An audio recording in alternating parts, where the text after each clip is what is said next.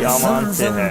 آپ کی ولادت باسعادت 1300 ہجری بمطابق 1883 کو گڑھی اختیار خان تحصیل خانپور میں مولانا عبدالکریم کے گھر ہوئی۔ ابتدائی تعلیم آپ نے اپنے علاقے میں حاصل کی، اس کے بعد جلال پور میں قرآن مجید اور فارسی کی چند ابتدائی کتابیں پڑھیں۔ ابتدائی اساتذہ میں مولانا رحمت اللہ، مولانا محمد حیات اور مولانا تاج محمود شامل تھے۔ اس کے بعد چارچنا شریف میں حضرت خواجہ غلام فرید رحمۃ اللہ علیہ کے مدرسے میں داخل ہوئے اور علوم دینیا کی تحصیل کی۔ 19 سال کی عمر میں سند فراغت حاصل کر لی۔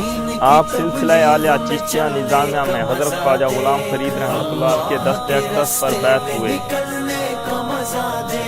خواجہ صاحب کے وصال کے بعد ان کے صاحبزادے خواجہ محمد بخش المعروف ناظر کریم کی خدمت میں رہ کر 10 سال تک کسب فیض کیا، اور ان کے وصال کے بعد ایک زمانہ تک ان کے صاحبزادے خواجہ معین الدین کی خدمت میں رہے اور اجازت وقت